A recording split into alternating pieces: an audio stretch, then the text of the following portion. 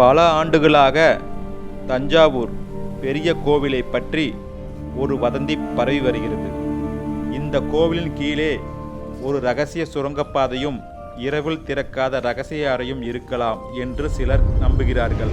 தமிழ்நாட்டின் வரலாற்று பெருமையாக இருக்கும் இந்த தஞ்சாவூர் பெரிய கோவில் சுமார் 1000 ஆண்டுகளுக்கு முன்பு ராஜராஜ சோழன் அவர்களால் கட்டப்பட்டது. இந்த கோவில் ஒரு கட்டிடம் மட்டும் அல்ல, அந்த காலத்தின் அறிவு கட்டுமான திறன் மற்றும் திட்டமிடுதலில் ஒரு மிகப்பெரிய எடுத்துக்காட்டு. ஆனால் இந்த கோவில் இன்னும் ஒரு விஷயம் மக்களின் கவனத்தை ஈர்க்கிறது. அது என்ன? பொதுமக்கள் பார்க்க முடியாத சில மூடப்பட்ட பகுதிகள். அந்த பகுதிகள் பற்றி தான் அதிகம் பேசப்படுகிறது. சிலர் சொல்வது அது மூடப்பட்ட பகுதியில் இருந்து கீழே செல்லும் வழிகளாக இருக்கலாம். அந்த வழிகள் நிலத்தடியில் செல்லும் சுரங்கப்பாதையாக இருக்கலாம். இந்த சுரங்கப்பாதைகள் பற்றி பல்வேறு கதைகள் இருக்கின்றன. சிலர் சொல்லுவது அது பழைய அரண்மனைக்கு செல்லும் இரகசிய வழி. மற்ற சிலர் சொல்லுவது அது ஒரு மறைந்த அறைக்கு செல்லும் வழி. அந்த அறைக்குள் பழமையான பொருட்கள் இருக்கலாம், சோழர் கால ஆவணங்களும் இருக்கலாம், அல்லது வரலாற்று முக்கியத்துவம் உள்ள பொருட்கள் இருக்கலாம். இது மட்டும் இல்லை, இன்னும் சிலர் அந்த இடங்களில் விசித்திரமான சத்தம் கேட்கும் என்றும் சொல்கிறார்கள். இரவு நேரத்தில் அந்த பகுதிகளை யாரும் திறக்க மாட்டார்கள் என்றும் ஒரு நம்பிக்கை இருக்கிறது. ஆனால் இங்கே ஒரு முக்கியமான விஷயம், இதற்கான உறுதியான ஆதாரம் இதுவரை எதுவும் கிடைக்கவில்லை. இது எல்லாம் மக்களிடையே பரவி வரும் வதந்திகளை மற்றும் நம்பிக்கைகள் மட்டும்தான். ஆனால் ஒரு கேள்வி, இந்த மாதிரி வதந்திகள் ஏன் உருவாகிறது? அதற்கு ஒரு காரணம் இருக்கலாம். இந்த கோவில் மிகப்பெரிய கட்டிடம், அதன் ஒவ்வொரு பகுதியும் முழுமையாக ஆய்வு செய்யப்படவில்லை என்று சிலர் நம்புகிறார்கள். மேலும் பழைய கால கட்டிடங்களில் இரகசிய வழிகள் அமைத்தது என்பது புதிதான விஷயம் அல்ல. அதனால்தான் இந்த கோவிலும் அப்படிப்பட்ட அமைப்புகள் இருக்கலாம் என்று சிலர் நம்புகிறார்கள். ஆனால் நம்புவது மற்றும் உண்மை இரண்டுமே வேறு.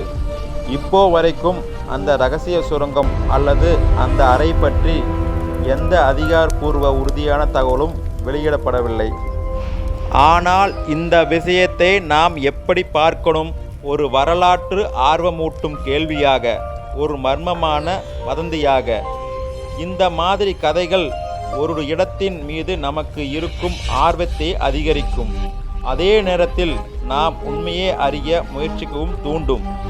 தஞ்சாவூர் பெரிய கோவில் இன்று வரை 1000 ஆண்டுகள் கடந்தும் இன்னும் பல கேள்விகளை நமக்கு கொடுக்கிறது.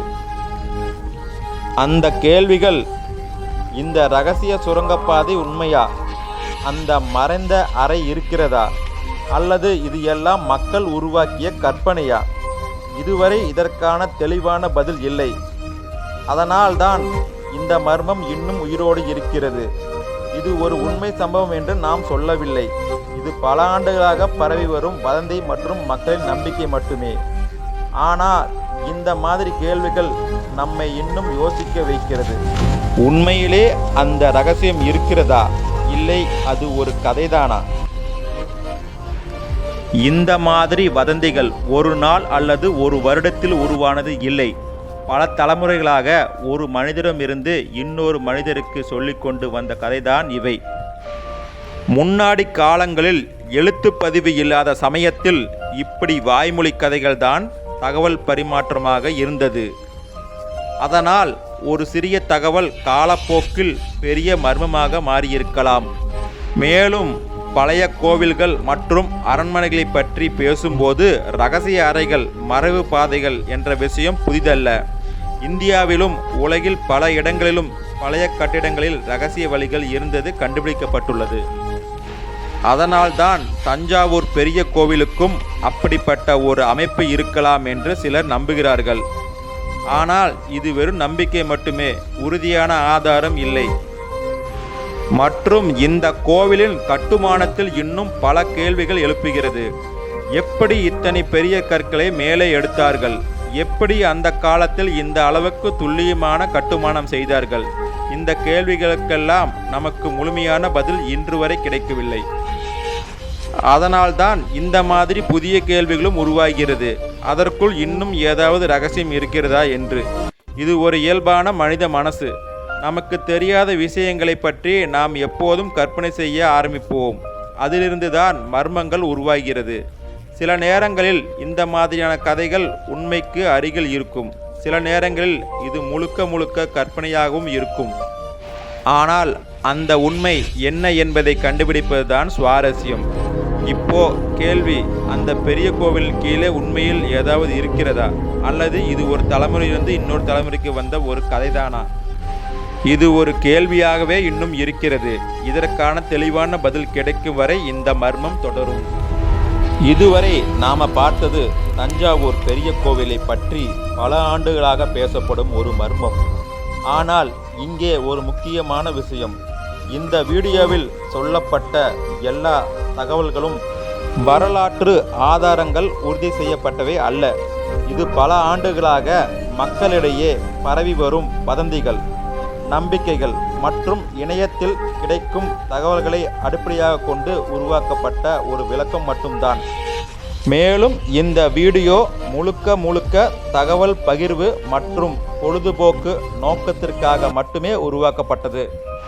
அதனால் இதில் கூறப்பட்ட விஷயங்களை ஒரு வதந்தி அல்லது ஒரு சாத்தியமான கருத்தாக மட்டுமே பாருங்கள்.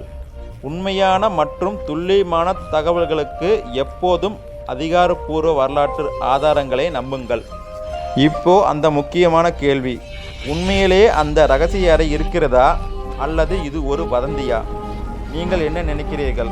உங்கள் கருத்தை கமெண்டில் சொல்லுங்கள். இந்த மாதிரி இன்னும் பல வீடியோகளுக்கு நமது சுரேஷ் உலா யூடியூப் சேனலை சப்ஸ்கிரைப் செய்து கொள்ளுங்கள். மேலும் இந்த கோவிலின் சிறப்புகளை பற்றி தெரிந்து கொள்வோம். கடவுள் சிவன் இங்கு பிரகதீஸ்வரராக அருள்பாலிக்கிறார். இது யுனெஸ்கோ உலக பாரம்பரிய சின்னமாக அறிவிக்கப்பட்டுள்ளது. திராவிட கட்டிடக்கலையின் உச்சம் என கருதப்படுகிறது. இந்த கோவில் முழுவதும் கிரானைட் கற்களால் கட்டப்பட்டுள்ளது. அருகில் மழை இல்லாத போதும் கற்கள் எவ்வாறு கொண்டு வரப்பட்டன என்பது இன்னும் ஆச்சரியம். கோவிலின் விமானம் சுமார் 216 அடி உயரம் கொண்டது. இது இந்தியாவின் உயரமான கோவிலில் கோபுரங்கள் ஒன்றாகும். கோபுரத்தின் மேல் உள்ள கல் சுமார் 80 டன் எடையுடையது. அந்த கல்லை எவ்வாறு மேலே வைத்தார்கள் என்பது இன்னும் மர்மம். இந்த கோவிலின் நிழல் தரையில் விழாது என்று கூறப்படுகிறது.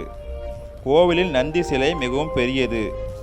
அது ஒரே கல்லால் செய்யப்பட்டதாகும். நந்தி சுமார் 16 அடி நீளம் கொண்டது. கோவிலின் சுவர்களில் அழகான சோழர்கள் ஓவியங்கள் உள்ளன. அந்த ஓவியங்களில் இன்றும் பாதுகாக்கப்பட்டுள்ளது. கோவிலில் தமிழ் மற்றும் சமஸ்கிருத கல்வெட்டுகள் நிறைய உள்ளன. அந்த கல்வெட்டுகள் சோழர் கால வாழ்க்கையை விளக்குகின்றன. கோவிலில் கட்டுமானத்தில் கணிதம் மற்றும் அறிவியல் நுட்பங்கள் பயன்படுத்தப்பட்டுள்ளன. இது கலை, அறிவியல் மற்றும் ஆன்மீகத்தின் சங்கமமாகும். தினமும் ஆயிரக்கணக்கான சுற்றுலா பயணிகள் வருகை தருகின்றனர். மகா சிவராத்திரி இங்கு மிக விமர்சையாக கொண்டாடப்படுகிறது. இந்த கோவிலில் தமிழ்நாட்டில் முக்கிய அடையாளங்கள் ஒன்றாகும். இது சோழர் பேரரசின் பெருமையை உலகு காட்டுகிறது. கட்டிடக்கலை மாணவர்களுக்கும் இது ஒரு சிறந்த உதாரணமாகும்.